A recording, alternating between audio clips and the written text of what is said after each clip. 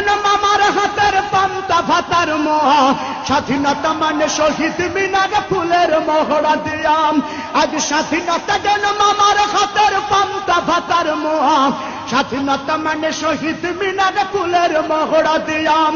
এদিকে শহীদ মা জননী ব্যথাই কাতর বুকে, এদিকে শহীদ মা জননী ব্যথাই কাতর বুকে, জীর্ণ শীর্ণ নিঃস্ব হয়ে মরিচে ধুকে ধুকে।